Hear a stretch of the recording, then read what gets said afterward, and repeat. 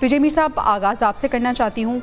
मुल्की सियासत में इस वक्त हलचल मची हुई है। सुहेल वड़ाइच साहब का जैसे ही कॉलम आता है मंजर आम पर, पहले वो लिखते हैं कबूलियत और मकबूलियत के बारे में, अब वो अक्सरियत और अस्करियत के बारे में लिखते हैं।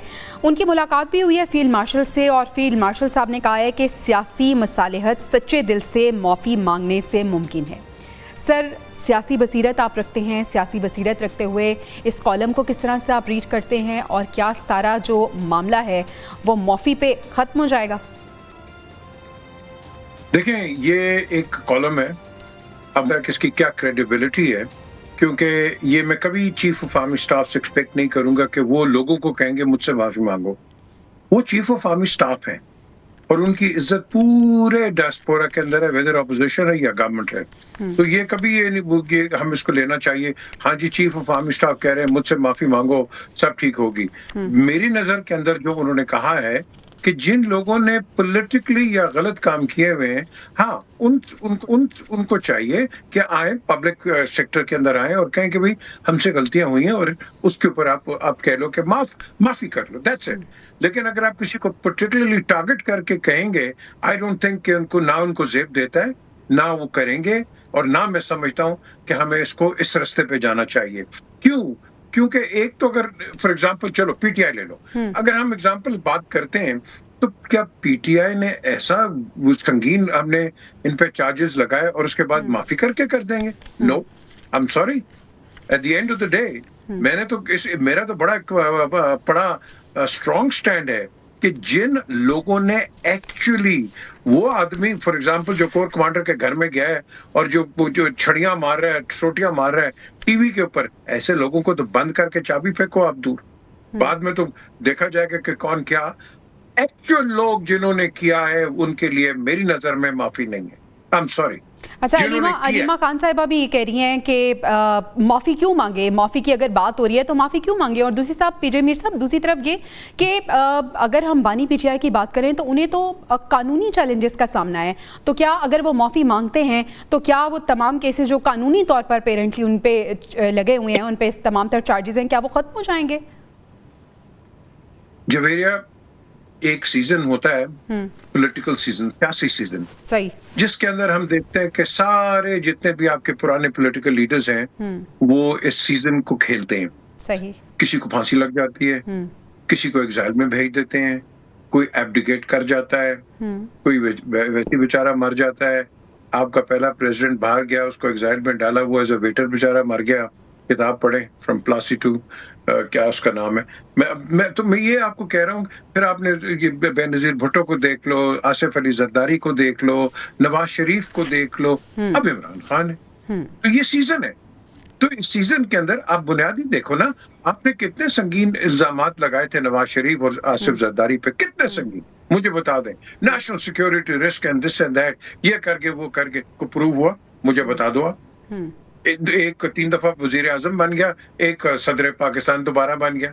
अब आप मुझे बताओ कि आपको तो यही दूध का दूध पानी का पानी होता है। और इमरान, देखो इमरान को मैं नवाज को इमरान को मैं बचपन से जानता हूँ, I know that very well. Imran जो है, मैं कहीं भी खड़े होकर आप मुझे अंडर ओथ कहेंगे वो एक ईमानदार आदमी है। अगर आप कहेंगे वो चोर है, नहीं वो चोर नहीं है, बिल्कुल है। मैंने तो माइक्रो कहते हैं ना, माइक्रो स्कोप के नीचे इसको देखा हुआ है कि ये क्या करता है। इससे तो पैसा निकलवाना मेरा ख्याल बड़ा मुश्किल काम है। ये तो निकालता है नहीं, ये तो ना लेता है ना। ठीक है पीजे मीर साहब, फिर सवाल ये है जो कि मैं आदिल निज़ामी साहब के सामने सुनना चाहती हूँ। आदिल साहब, फिर पाकिस्तान तहरीक इंसाफ के पास ऑप्शंस क्या हैं? मुज़ाकरात की अगर हम बात करें तो एक तरफ ये चर्चा हो रहा है कि माफ़ी मांग लें तो तमाम चीज़ें हल हो जाएंगी, मसले हल हो जाएंगे। राना सनाउल्लाह साहब बार बार मुज़ाकरात की बात करते हैं। अगर पाकिस्तान तहरीक इंसाफ टेबल टॉक नहीं करती है तो क्या ऑप्शंस हैं उनके पास, और क्या वो विजुलाइज करके बैठे हुए हैं? बहुत शुक्रिया जवेरिया। देखिए, पाकिस्तान की जितनी भी पॉलिटिकल पार्टीज हैं वो एक सिस्टम का है, इसी सिस्टम के जरिए वो इक़्तिदार में आती हैं, इसी सिस्टम के जरिए वो स्ट्रेंथन होती हैं, उनके साथ लोग शामिल होते हैं, इसी सिस्टम के बेनिफिशियरी बन के वो प्राइम मिनिस्टर हाउस तक पहुंचती हैं। पाकिस्तान तहरीक इंसाफ भी दीगर सियासी जमातों की तरह इसी पैटर्न के मुताबिक प्राइम मिनिस्टर हाउस तक पहुंची, लेकिन वहां से निकलने का जो बाद का पैटर्न था वो बाकी तमाम जो सियासी जमातें हैं उन्होंने उसको तो अडॉप्ट किए रखे, पाकिस्तान तरीके इंसाफ उस बाहर जाने के बाद जो पैटर्न है वो जो दीगर सियासी जमातों ने फॉलो कर रखा है उसको फॉलो नहीं करती हमें फिलहाल नजर आ रही। अभी जिस हम बात कर रहे हैं, बड़े अच्छे से पीजे मीर साहब ने कहा कि आज जो हमारी प्रेसिडेंसी में बैठा हुआ है 13 साल जेल में रहा, जेल से बाहर आकर 2 बार वो प्रेसिडेंसी में चला गया। जो प्राइम मिनिस्टर हाउस में बैठे हुए हैं, आपको मालूम है वो कहाँ रहे हैं, किन किन केसेस के अंदर वो सजाएं भी हुई, बाकी मामला भी हुए, लेकिन आज वो प्राइम मिनिस्टर आपकी फेडरल कैबिनेट के अंदर आप देख लें तो पाकिस्तान का जो पॉलिटिकल सिस्टम है वो इस नौयत का बन चुका है। अब खान साहब जो उसमें जब चीजें बेहतर थी उसको उन्होंने एक्सेप्ट कर रखा है, जब चीजें मुश्किल है उसको वो एक्सेप्ट करने को समो तैयार नजर नहीं आते। अब वड़ाइच साहब की बात कर रहे हैं, उनका मुझे तो वो एक बुक का टाइटल याद है कि ये कंपनी नहीं चलेगी। जब वो लिख रहे थे तो हमारे पीटीआई के जो दोस्त थे उस टाइम वो बड़े मतलब 1 पेज था, उनके लिए हालात बड़े अच्छे थे तो उनको नागवार गुजरा। अब वो उस साइड की बात कर रहे हैं तो अब वो उस साइड से वो ऑफेंड है तो इसलिए जब उनको आज भी नागवार गुजर रहा है। तो या हमारे यहाँ उतना ही सच और उतना ही झूठ लोगों को अच्छा लगता है जो अपनी फेवर या अपने लिए ही मतलब फायदामंद हो। अब पाकिस्तान तरीके इंसाफ के पास जो ऑप्शंस की बात कर रही है, पाकिस्तान तरीके इंसाफ ने कौन सा डोर नॉक नहीं किया, प्रोटेस्ट करके देख लिया। बारहा केपी के गवर्नमेंट वहां से हुकूमती मशीनरी वो सारी की सारी चीजें आपने देखी, वफाक आते रहे, लाहौर आते रहे, कई बार कुछ वर्क नहीं किया। इंटरनेशनल प्रेशर डालने की कोशिश की। जब हम यूएस इलेक्शन भी हम कवर कर रहे थे तो वहाँ पीटीआई के जितने दोस्तों से हम अमेरिका में मिलते थे वो कहते थे लारा ट्रंप से हमारी बात हो गई है, को चेयर है, जैसी जो है ट्रंप जीतेंगे तो फौरी तौर पे दिखेगा। ठीक है आदिल निज़ामी साहब, ये एक सियासी सूरत हाल है जिसका हमें सामना करना पड़ा है, लेकिन अगर हम बात करें तो पीजे मीर साहब सबसे बड़ा जो चैलेंज बना हुआ है वो है मॉनसून की सिचुएशन। एक नया स्पेल मुल्क में दाखिल हो चुका है, सैलाब हम देख रहे हैं, केपी बुरी तरह से मुतासिर है, बलूचिस्तान और दीगर अजला भी अब मुतासिर हो रहे हैं। कराची की अगर हम बात करें तो कराची के इंतजामात ये हैं कि कराची में उस लेवल की बारिश नहीं हुई है, लेकिन आज पूरा कराची हमें डूबा हुआ नजर आ रहा है। इंतजामिया क्या कर रही है, हुकूमत क्या कर रही है, किसकी नाअहली है ये अवाम की नाअहली है और हुकूमत की नाअहली है। अच्छा, आप पूछेंगे अवाम की किस तरह? जी, अवाम की। अगर आप पर्टिकुलरली अगर आप कराची की बात करती हैं तो मुझे बड़ा अच्छी तरह याद है नेमतुल्लाह साहब ने बड़ा काम किया वहाँ एज नाजिम, और उसके बाद ये जो थे अभी मुस्तफ़ा है, मुस्तफ़ा ने बहुत अच्छा काम किया। अच्छा क्या काम किया? ड्रिग रोड जो है कराची के अंदर, आपने और मैंने जवेरिया मिल के खाना खा के और हमने क्या किया, प्लास्टिक्स जो है रोड पे फेंक दी। बारिश आई, आपके गटर सारे बंद हो गए, पानी किधर आया? आपकी रोड्स के ऊपर आया। हमने गालियां या गलत इस्तेमाल किसके लिए अल्फाज किए? हुकूमत के लिए।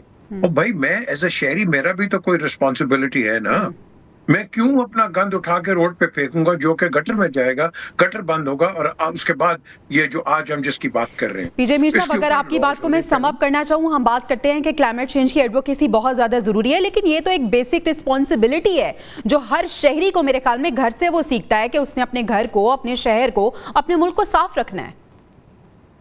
ये बिल्कुल सही कहा आपने, इसमें क्लाइमेट कंट्रोल भी है, क्लाइमेट चेंज भी आया हुआ है, but at the end of the day हम prevention is better than cure का काम नहीं ना करते। बिल्कुल, हम है lastminute.com। अब होगा, मैं कितनी देर से अब अपने प्रोड्यूसर से बात पूछ लें आप, मैं कितनी देर का कह रहा हूँ, ये रोएंगे, बाद में कहेंगे देखो ये हो गया, वो हो गया, वो हो गया। और भाई तुम उसकी पहले तैयारी रखो ना यार। बिल्कुल ऐसे आपकी सिविल डिफेंस किधर है? आपका सिविल डिफेंस किधर है कराची में, जो कि एक बड़ा तकड़ा था एक इदारा कराची के अंदर, सिंध के अंदर? कहाँ गया है वो? खत्म हो गया। इस्लामाबाद में नहीं है, लाहौर में नहीं है, नॉन एग्जिस्टेंट है। बातें हम बड़ी करते हैं। देखो डिजास्टर्स जो है वो चेंज होते रहेंगे, क्योंकि अभी आपने जो लफ्ज इस्तेमाल किया है क्लाइमेट चेंज, क्लाइमेट दुनिया में हर जगह चेंज हो रही है। ये ग्लेशियर मेल्ट होता है, आप देखो कि रेले ऊपर से ऊपर किस तरह आए हैं। अभी आपने केपीके में देख लिया, आपने क्लाउड बर्स्ट एक ऐसा फिनोमेना जो इससे पहले हमने नहीं सुना था, वो ज़बान से दिया में। अनीक नाजीरा साहब ने भी हमें ज्वाइन कर लिया है। अनीक साहब, कराची में जो सूरत हाल है इस वक्त, वहाँ पे जो बारिशें हो रही हैं, ठीक है मामूल से कुछ ज़्यादा बारिशें हो रही हैं, लेकिन प्रिपेयर्डनेस कहाँ है? इदारे कहाँ पे हैं? एनडीएम में कहाँ है? पीडीएम में कहाँ है? उन्होंने कब काम करना है?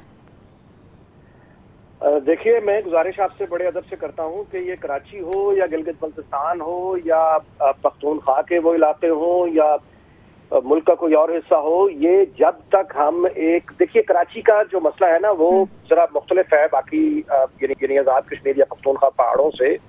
वहां पे मसला है इंक्रोचमेंट का, नाजायज तजावजात का। जो बारिश के पानी के निकास के रास्ते हैं, उन रास्तों के ऊपर यानी हैवी बिल्डिंग्स हैं। आई चौधरीगढ़ रोड, बड़े मीडिया हाउसेज वहां मौजूद है, और अगर आप कभी उनका मास्टर प्लान निकाल के देखें तो वो भी उनकी भी वो इंक्रोचमेंट है सारी की सारी। यानी पानी के निकास के रास्तों के ऊपर अगर मतलब इमारत खड़ी कर दी जाएंगी तो पानी कहाँ से निकलेगा? It is as simple as that.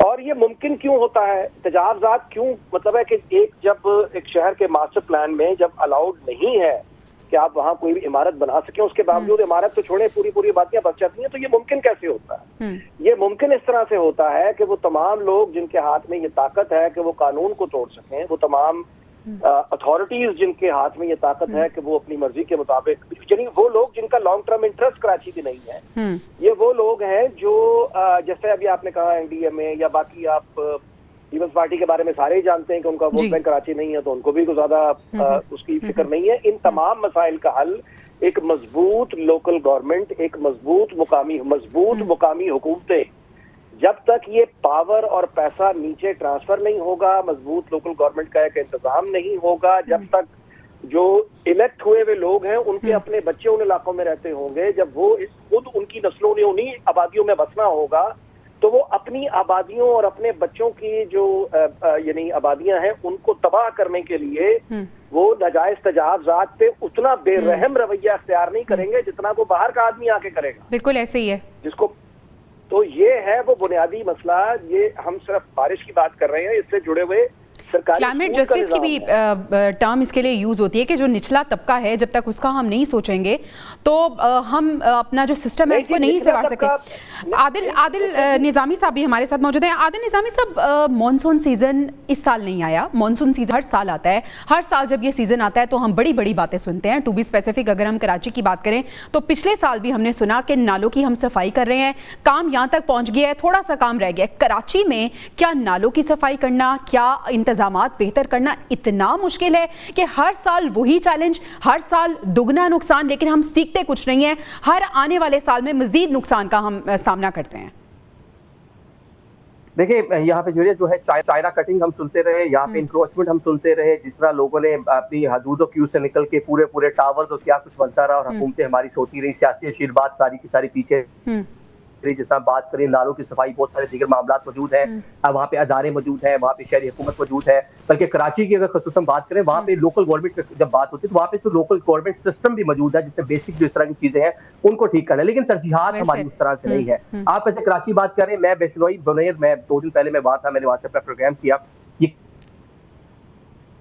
करें बहुत बड़ा डिजास्टर है। कराची की तो सड़कें डूबी हैं, वहाँ पूरा का पूरा जो इंफ्रास्ट्रक्चर है वो मरिया मेट होकर रह गया है। मतलब कैजुअलिटीज का नंबर मैं आपको बता रहे थे, क़यामत के मनाजिर से वो हम देख कर आए हैं। अब ये कुछ सवाल आप कराची की बात करें, फिर मैं केपी के आपको लेके जाता हूँ, पंजाब लेके आता हूँ आपको, कि आपका एनडीएमए है, पीडीएमए है, आपके अदारे मौजूद हैं, आपको हर साल मालूम है आपकी अरबों रुपए की ये टूरिज्म की इंडस्ट्री है, पूरे मुल्क भर से लोग वहाँ शुमाली इलाका घूमने फिरने जाते हैं, लेकिन आपके 12 लोग 1.5 घंटा जो है सवाद के अंदर दरिया के अंदर खड़े रहे और आपके पास कोई बोट नहीं थी, कश्ती नहीं थी, उनको एक नॉर्मल सी रस्सी नहीं थी जिसके जरिए आप उनको इवैक्यूएट कर सकते, निकाल सकते। अब जो वहां पे आप देख रही हैं कि एक डिजास्टर की सूरत हाल है। अभी आपकी बात जो मशीनरी है, हुकूमती एक मशीनरी है, रेस्क्यू अदारे हैं, वो इतने स्ट्रेंथन नहीं है। आपके पास अभी भी वहाँ पे जो वेदर को फोरकास्ट करने का एक बेहतर निजाम मौजूद नहीं है। तो ये खुदारा ये सोचने की जरूरत है, और ये वो लाइक डिप्राइव्ड लोग इसका निशाना बन रहे हैं। और केपीके की अगर हम जब बात करें तो वो लोग तो बेचारे सवाद बुनेरी जो लोग हैं, ये पहले टेररिज्म की नजर रहे हैं, आज ये कुदरती आफात जो है उसकी नजर होते जा रहे हैं। हुकूमती जो रिस्पॉन्स है वहाँ पे हम सियासत देख रहे हैं। बाकी हुकूमत प्राइम मिनिस्टर ने आके बिलाशुबा कह दिया कि हम आपके साथ हैं, पंजाब से कॉल भी चलेगी, लेकिन ग्राउंड पे सूरत हाल बहुत मुश्किल थी। मतलब मैं हैरान रह गया कि अभी तक वहाँ पे हैवी मशीनरी उस तरह से नहीं पहुंच पाई जिस तरह पहुंचना चाहिए था। इंसिडेंट्स की नेक्स्ट डे वहाँ पे जा रहे हैं, सिर्फ मुकामी लोग नजर आ रहे हैं, रेस्क्यू एहलकार, अल खिदमत फाउंडेशन नजर आ रही है, फ्लाइट तंजीमें नजर, हुकूमत जिसका काम था वो वहाँ पे हमें उस तरह से मुतारिक नजर नहीं आई। तो ये एटलीस्ट लोगों को भी सोचना होगा, जब ये पूरा मामला ये अवामी नुमाइंदे के पास आते हैं वोट के लिए, वहाँ पे जो नारे लगा रहे होते हैं, तो अपने बारे में लोग भी जरा सोचें, इनसे जरा सवाल करें। बिल्कुल ऐसी पीजे मीर साहब, कराची का वाली वारिस कौन है? क्या कराची इसी तरह से हम देखते रहेंगे? कराची में इसी तरह की सिचुएशन हम देखेंगे और कोई शख्स ऐसा नहीं है जो जिम्मेदारी कबूल करे? जब जिम्मेदारी की बात आती है तो हमेशा हम देखते हैं कि पॉइंट आउट किया जाता है कि मैं इसका जिम्मेदार नहीं हूँ, इसका जिम्मेदार ये है, इसकी वजह से ऐसा हुआ, इसकी वजह से ऐसा हुआ, लेकिन जिम्मेदारी कोई कबूल नहीं करता। जब तक कोई जिम्मेदारी नहीं लेगा, कराची कहां पे स्टैंड करेगा? इसलिए क्योंकि हमने हर जगह को, हर डिपार्टमेंट को खराब कर दिया हुआ है। जब अंग्रेज इधर था और आज भी बाहर आप देख लें, जब आप कोई बिल्डिंग तामीर करते हैं या मेयर कराची मुर्तज़ा वहाब साहब हमारे साथ मौजूद हैं, उनसे भी हम बात कर लेते हैं। मुर्तज़ा वहाब साहब, बहुत शुक्रिया आपके वक्त का। मुर्तज़ा साहब, कराची में हमने देखा कि मामूल से कुछ ज़्यादा बारिश हुई है और कराची की जो सूरत हाल है, नदी नाले बिफर गए हैं और जो पूरा शहर है वो मंजर पेश कर रहा है, किसी दरिया का, किसी समंदर का मंजर पेश कर रहा है। कराची में जो प्रिपेयर्डनेस है, डिज़ास्टर प्रिपेयर्डनेस सिस्टम, वो किस तरह से काम करता है? इंतज़ामिया किस तरह से काम कर रही है? हुकूमत क्या काम कर रही है? क्योंकि ये मानसून सीज़न इस साल नहीं आया, हमेशा ये सीज़न आता है, उससे पहले कुछ तैयारी करनी होती है, तो वो तैयारी कहाँ है? देखिए, आपने खुद सवाल में ये मेंशन किया कि मामूल से ज्यादा बारिश हुई है। सुबह से तकरीबन 150 मिलीमीटर बारिश कराची शहर में हो चुकी है और इस वक्त भी एज वी स्पीक मूसलाधार बारिश कराची शहर में हो रही है। मैं इस वक्त खुद सड़कों पर मौजूद हूँ ताकि जो काम करने की जरूरत है या जो भी शॉर्टकमिंग है पूरा किया जा सके। जो बुनियादी तौर पर पॉइंट समझने का है वो ये है कि कराची शहर का जो इंफ्रास्ट्रक्चर है ड्रेनेज का, वो तकरीबन कोई 40 मिलीमीटर फॉर सकता है और बारिश तकरीबन अभी तक मेरे पास आए हैं वो 145 और 150 मिलीमीटर बारिश के हैं। नेचुरली 4 गुना बारिश हुई है, इसका एक स्पिल इफेक्ट आया है। इस तरह की स्ट्रैटेजी होती है इंतजामिया की, वो ये होती है कि जैसे ही बारिश का सिलसिला है, आप प्लूटन के जरिए और सेवरेज नेटवर्क के जरिए पानी जो है उसकी निकासी को यकीनी बनाते हैं। लेकिन अनफॉर्चुनेटली जो दोपहर 1:15 बजे से बारिश स्टार्ट हुई है वो अभी तक, ये कोई 7:15 बज रहे हैं, 7:30 रहे हैं अभी शाम के मगरिब के बाद की बारिश कंसिस्टेंटली मूसलाधार हो रही है। बीच में कोई आधा पौन घंटे का एक ब्रेक आया था, अदरवाइज बारिश चलती रही है, जिसकी वजह से हमें दुश्वारी का बड़ा मेजर सामना है। सिमिलरली जो कि लोग भी पैनिक करते हैं सूरत हाल में, वो अपने घरों को वापस जाने की कोशिश कर रहे हैं, जिसकी वजह से जो भी रिलीफ का ऑपरेशन है वो ट्रैफिक की वजह से उसके अंदर भी दुश्वारी आ रही है। मेरे साहब, हमने हमेशा देखा है कि आप इस तरह की सिचुएशन में आप पेश होते हैं, अभी भी आप सड़कों पे हैं, दैट्स ग्रेट। लेकिन जब हम डिजास्टर प्रिपेयर्डनेस की बात करते हैं तो वो तो होता है कि अनएक्सपेक्टेड सिचुएशन से हमने कैसे निकलना है, तो ये एक अनएक्सपेक्टेड सिचुएशन है, जैसा कि आपने भी एग्री किया। अब इसके लिए पहले से तैयारी नहीं थी, क्योंकि मॉनसून हम देख रहे हैं इस वक्त, इस टाइम बहुत तगड़ा है, तो नहीं पता था कि कराची में ये सिचुएशन क्रिएट हो सकती है? देखिए, आपकी बात दुरुस्त है कि सिचुएशन तो बड़ी संगीन है, लेकिन बात यह है कि इसका हल तो ड्रेनेज है। आप मुझे बताइए क्या चंद दिनों में, चंद हफ्तों में ड्रेनेज को 40 मिलीमीटर को आप 200 मिलीमीटर तक ले जा सकते हैं? आप नहीं ले जा सकते। तो नेचुरली आपकी जो लिमिटेशंस होती हैं उसको मद्देनजर रख के आपको काम करना होता है। हमने 2020 में भी और 2022 में भी इस तरह की सख्त सिचुएशन को टैकल किया था और उसके अंदर हमारी खुशकिस्मती कह लें, हमारी स्ट्रैटेजी कह लें कि बारिश रुकती थी और हमें इतना स्पेस मिलता था कि हम पानी की निकासी को यकीनी बनाते थे। अभी अनफॉर्चुनेटली चूंकि पिछले कुछ 6-7 घंटे से तवातुर के साथ ये बारिश चल रही है, हमें वो स्पेस नहीं मिल रही। मैं भी आपसे बात कर रहा हूँ इस वक्त, मैं खुद शारिया कायदीन पे नर्सरी के मकाम पर पहुंचने वाला हूँ। मूसलाधार बारिश इस वक्त हो रही है। मेरे साहब, आप कह रहे हैं कि स्पेस नहीं मिल रही। एक मॉनसून सीजन से दूसरे मॉनसून सीजन तक जाने में 12 महीने का टाइम होता है, मेरे ख्याल में इनफ स्पेस होती है। जो लूप होल्स पिछले मॉनसून में आपको फील हुए थे, क्या बेहतर ना होता कि 12 महीनों में उनको कवर कर लिया जाता? नहीं, मैं आपको गुजारिश करूंगी, जो लिमिटेशन होती है ना, ये आपको इंफ्रास्ट्रक्चर की लिमिटेशन है। अगर आप अपने ड्रेनेज के निजाम को वसी करेंगे, उसको एक्सपैंड करेंगे, उसको आप वाइडन करेंगे, आपको जगह चाहिए उसके लिए। कराची शहर कोई नया शहर नहीं है, आज डेवलप नहीं हो रहा। जिस जगह से ये सारे नाले गुजरते हैं, ये सारी ओल्ड सेटलमेंट्स एंड डेवलपमेंट्स हैं, 60 साल 70 साल पुरानी इमारतें वहां पर हैं। वो करना बड़ा मुश्किल है उसको उस तरीके से। हाँ, आइडियली वो करना चाहिए, लेकिन जो लिमिटेशन है उनको भी हमें मद्देनजर रखना चाहिए।